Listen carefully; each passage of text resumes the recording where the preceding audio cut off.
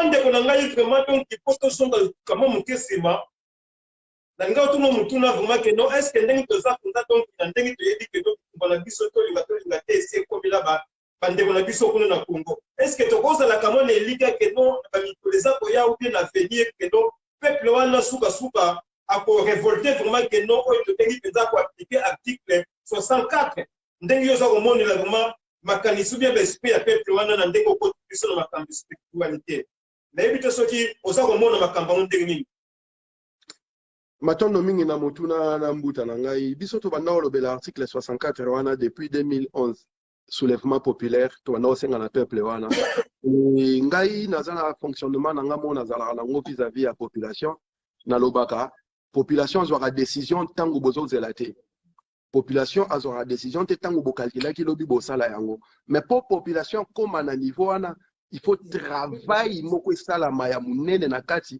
pour ça permettre à ce que à comprendre l'importance de l'activité wana. Voilà pourquoi dans le Bakana benga une partie, une frange de la population, une masse populaire, pour la simple raison que ebele bazana ba droit na bango na ba devoir na bango ba éviter ce qui population a commis comme maîtriser ba droit na ba devoir na yemoko au l'article 64 parce qu'il y a des droits na. Voilà pourquoi toi Kisaka classe politique congolaise, intelligence congolaise ko bana 1960 lelo. Parce que le travail qu'ils avaient de transformer la masse populaire en des citoyens, ils n'ont pas fait cette pédagogie-là. Bateya qui peuple était masse populaire, comme un citoyen, droit devoir. Tout ce qu'ils ont fait, c'est manger le cerveau à peuple.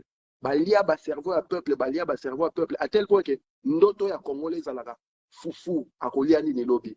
Alors que la bamboka poto tozali, bazako lota ndenge nini bakotinda stone na ba espace interstellaire, c'est-à-dire babimi na galaxie na biso voie lactée bakina ba galaxie misusu bazako mona à des millions et des millions de années linéaires na biso to lota no liani lobby. Donc na minute on est au par exemple batuna kinshasa ba mitu na qu'est-ce que j'ai mangé aujourd'hui et ça biloko oyo poto comme na niveau wana il faut tout ça la pédagogie et pédagogie wana ezapena ba nzela obiso to ça la tamsu to sali buku wana po bandeko baza na ba outil baye baneni bakote ya batu neni bakofungola masolo. Voilà pourquoi to senga la batu bo réserver parce que si to comme le 21 avril on a assuré certain que et aussi dans l'ango déjà donc le col là les ana nous siko bo réserver comme ça tant to zomba moto livré to bandi ba conférence na biso na université bantukasi ndenge fallait to zala mais confiance il faut zala toujours na peuple parce que peuple ozala wana to linga te ba ozala wana.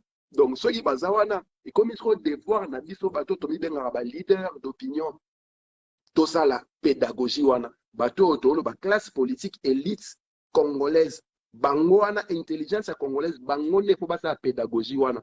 Voilà pourquoi ba memara ba peuple wana na ba camp de concentration spirituelle. Yango bo mona ba présent no ba fukamaka parce que ba ebi que manipulation ezana sima ko fukama wana peuple au na camp de concentration spirituelle na l'église, bon lié cerveau tant obima comme moribo comme cadavre mobile ba zombie ino bomo araba doit tele maka nzo ande ba zombie ki bomoto ezali soute. Voilà pourquoi tout ça purification oyo tout ça yango to komi bantukrasi yango be bande ko belé tout ça osa musala wana yako tato la peuple ayeba et puis mingi ba leader d'opinion ba sango ba pasteur ba professeur ba musicien ba joueur mutu o aza capable de ça deux personnes pembeni na ye ça la pédagogie, il y a transformation, il y a masse populaire à comme un citoyen. C'est-à-dire peuple a un droit naïe, na devoir naïe. Tout ça en France, bah gilet jaune, bah dimara na balabala pour 3 centimes, et sans scara bah 3 centimes, bah gilet jaune, bah salam Macron moitié. Politicien monta benga bah gilet jaune, bah dimali banda, on est un peuple. Tout le monde en États-Unis, ah bah on va qu'il n'ait pas na Capitole wana. Mutumo ata tinde bon pour qu'il ait na Capitole. Bango mo ba bimi po ba kende ko revendiquer ba droit na bango parce que ba conscient peine na ba devoir na bango. Et article 64 eza droit et mes alliés devoir parce que na alinéa premier ba lobby clairement tout Congolais a le devoir de mettre en échec un individu ou groupe d'individus qui prend le pouvoir par la force ou qui l'exerce en violation de la présente constitution. Si ko FCC na cache o ba sala ki dit le commissaire Chilombo groupe d'individus article 64 zo lobela yango wana basangani peuple aponaki mutu moko boye bango babo bimsa mutu peuple aponaki basangani batie mutu moko boye basali coalition FCC cash yo siko peuple siko zali ozomo ndenge batu moko boye groupe d'individus moko boye bazo saka en esprit na yo. Article 64 ezali droit ezali devoir. Balobi tout Congolais a le devoir de mettre en échec un individu ou groupe d'individus qui prend le pouvoir par la force ou qui l'exerce en violation de la présente constitution. Donc, devoir en élection, il faut s'assumer. Voilà pourquoi on a dit que biso to se considérer le leader au sauver Mboka. Yango to ba combattre, yango to telema pona Mboka. Sur 80 millions de Congolais, sur comme état d'esprit moko na moka ki ngam na obikisa Mboka. Du reste de ce peuple là, bima ke sa article 64 soulèvement. Yemo au salon tango mona ba yuma mo ba sangani ba lekele maele. En kata bon mitu. Ba politicien wana baza ba master na biso ba vie na biso ba papa na biso. Depuis 1966 lelo ezaba tumi no roi abiso. Lelo ko siko jeunesse congolaise il faut comprendre yango na uta koloba awa qui a se considérer le roi leader oyo akobiki sambo kawana. Azelate ke Zoro Bilel auta na mapata akita abiki saye. Azelate Jésus Christ auta na lola kuna aya kobiki saye et ko sala mate. La seule personne qui peut assurer l'autosuffisance, c'est toi-même. Donc, mon peuple congolais comprend que ba responsable amno ba abandona bino, ba boa kisa bino. Donc, bino siko yoboza, avenir na bino entre maboko na bino. Si vous vous laissez faire et que vous continuez à rythme na ba memi bino, boti gara la situation. Voilà pourquoi nous soutenons cette jeunesse-là na ba sens nyonso. Voilà pourquoi tout ça devoir na biso yo. Mboka eza kozika mbuta na ngai. Batu nyonso baza kokima. Mais ndeke moko azalaki wana zoke na mai na mbongo na munoko na muke azwi mai aye kobwaka azwi mai aye kobwaka bato bandoki mabando sekai mais yo kanisi na munoko na muke na ndoko boma moto wana ndeka na répondre abi village momande boki mawana swe mutu na mutu ake kozwa mai aye kobwaka moto ebomana mais swe botiki ngai moko na munoko na muke moto ebomana te. Ce qui veut dire que mutu na mutu il faut avoir responsabilité na ye. Nous devons être les leaders que nous voulons pour le Congo. Ngai na lobarango ngana mimo na ngai so na bon président Congo to les États-Unis na Russie na Chine na France ko sangsa bon to les kibango na capable au salaire na mutu na ngai na bi no salaire parce que nazo réfléchir ceux qui moko toza 80 millions d'habitants ceux qui habitants moko quoi comme la conscience que yem to big sa Congo yo kanisi marango to vivre aux alisous. Et ça, la responsabilisation, il y a bana na biso ya jeunesse na biso ba koma ba responsable. Balongwa la situation na ya infantilisation o elingi bana ba oliate o mona président honorable so ba sobelela. Il faut ba koma responsable. Et bato ba benga ba honorable, ko ba benga ba excellence ba président bango ne ba responsable à malheur na bango. Matondo muta. Ndeko na biso est-ce que na nyonso tu oyo mutu ko yebisa biso c'est londengo lobike no na makambo esingi ke no photo appliquer système moko fédéral autre bengi que no régime moko fédéralisme est-ce que eza ko senga penza na ngonga oyo ou bien après ce que net que notre sikolo mboka na biso na ngina ye bango vraiment parce que surtout le bito sala ngona ngonga oyo au monite que notre za ko favoriser que no okende ba minembo wana no suka ba Rwandais à vous la parole de Konongai. Matondo mingi mbuta James de Bundes na motuna waneza motuna ya motu ya makasi omoni nga lobara toujours, il n'est jamais temps pour celui qui n'est pas à temps. Et il ne sera jamais temps à celui qui croit que ce n'est pas encore le temps. Donc, ce qu'on a dans ce temps, on a le coquille. Tant la paix kokara. Ce pour le bagage, tout de la temps, au moins la paix tant que parce que na 1956, Kasavu va proposer déjà un système fédéral. Ce n'est pas encore le moment. En 1956, Kassavou Bouna Bako va proposer un système forme d'État fédéral. Mais ce n'est pas encore le moment.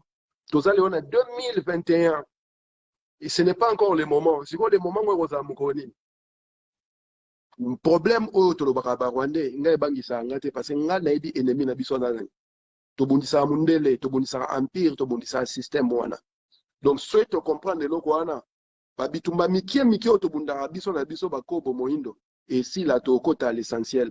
Voilà pourquoi na obandela lisusu il faut molimo nano etomboka avant toto etomboka. Pour molimo etomboka, il faut rouler sa cerveau. Pour rouler sa cerveau, les autres proposer bantukrasi que les gens qui réfléchissent bakumbela masolo parce que ceux qui bakumbela masolo te et gozalaka ka démocratie moni na sala équation mo na kati ya livre wana kati ya buku wana bantukrasi. Na lobiango soki to na démocratie botier 99 999 savants En face, il y a 100 000 idiots. La démocratie, il y a 100 000 idiots pour gagner. L'équation est simple. La démocratie, 99 999 savants. En face, il y a 100 000 idiots. 100 000 idiots pour gagner. Parce qu'il y a 100 000 majorité. Bantocratie et Zali, en face, il y a 100 000 idiots. 10 savants. 10 savants, bon, les caliboso. Parce que 10 savants, na ba yebi, et l'oni, bon, ça, la pour 100 000, 10, wana bazali, ba ke liboso et simba. Alors, il y a ce 100 000, wana ba pona mutu na bon bacha. En yebate l'oni, on sa la pona mikolero. Yango bo mona mutu lo wachilo mbo esibino nga nazala na nga présidente pour la consulter Kabila pour na yima mwana ndenge zala ate abosa ni kaki na projet de société tango sa ba campagne na za na projet de société azobeta batu masolo pour la simple raison que cerveau ezate akomi na bokonzi abina otika mboka Kongo na maboko ya Nzambe asali sanza Israël ku tu place yezo abotama nduki nde lobisa batu ezamba kamwe faut to comprendre yango makasi souhaito limboli to comprendre yango tozo ba solution ba problème pour la nga simple muto aza capable de réfléchir na problème où eza posé bo pesa occasion ala sabutu mayele na yaza nango soki oza spécialiste ya makambo wana te kanga munoko na yo la place oza spécialiste oya kobeta masolo ya spécialité na bio et na cadre de fédéralisme toza obeza pe mengwana nous identifions les compétences de chacun pour permettre à ce que tout ait place au ekosengela naye à s'exprimer na bokasité na zana yango et ba biloko ndengwana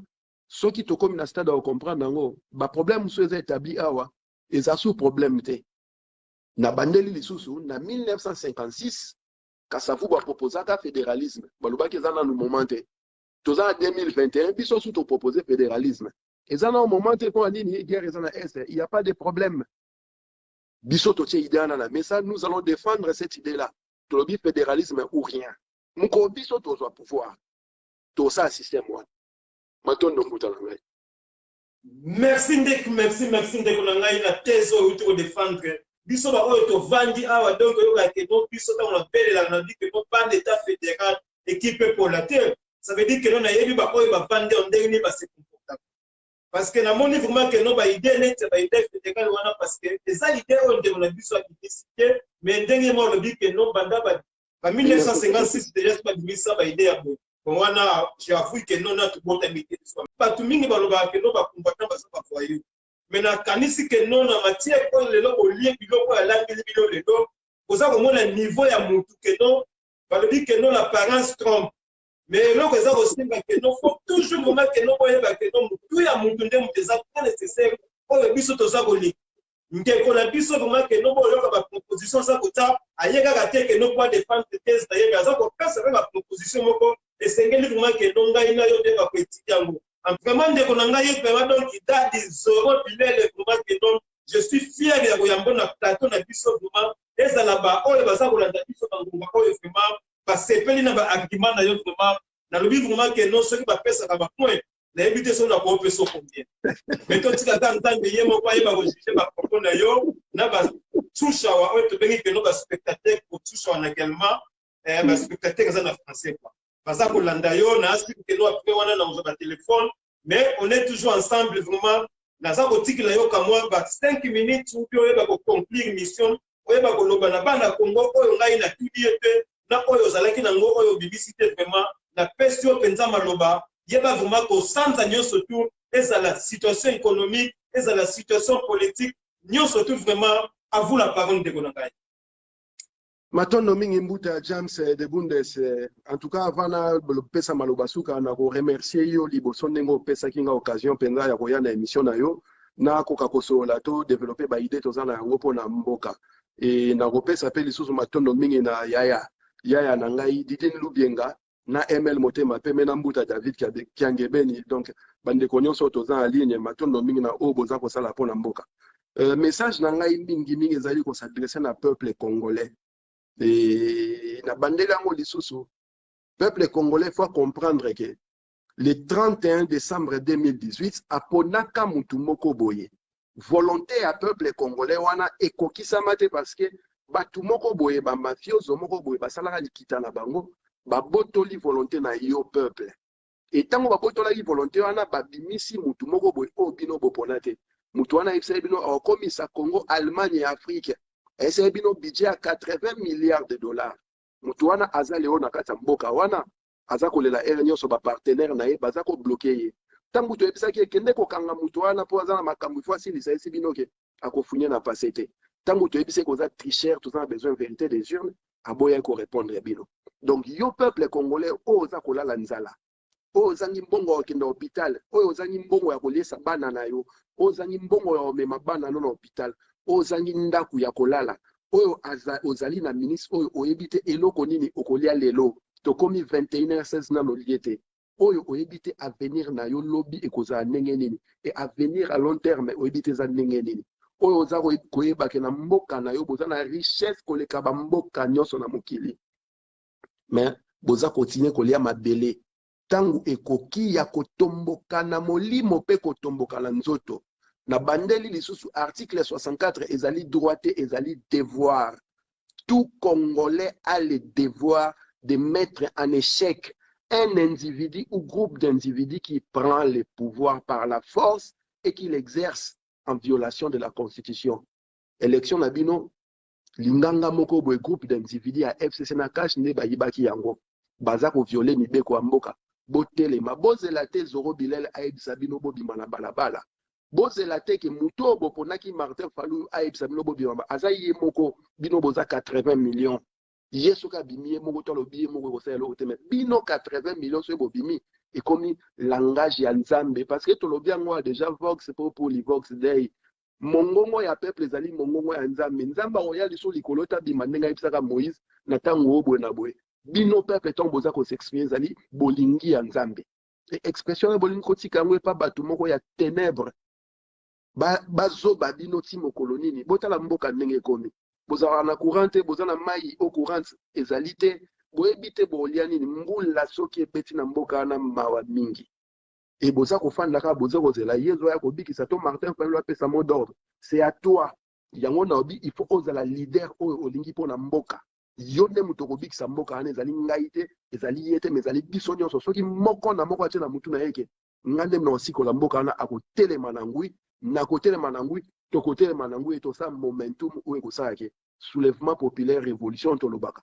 esalama tangu yango ekoki toza na 2021 centenaire ya bilaka ya Nguluzi Kimbangu père de l'indépendance non seulement du Congo mais de l'Afrique noire totia yango na mutu le moment est arrivé il faut agir en tout cas atono mingi na bandeko nyonso balandaki biso na bao batie ba mitema na bao batuni ba question malonga na bao pe ba sepeli te totika ete maweja vidi mukulu nangila a Congo mongali okita Congo onyashongo nyamuzi na njambe mpongo kwa tulendo nchakomba azana bino pe mabota na bino akokisa penza onyo so bozali kosenga na yango ti na 5e génération na bino matondo mbuta James de Bundes ingeta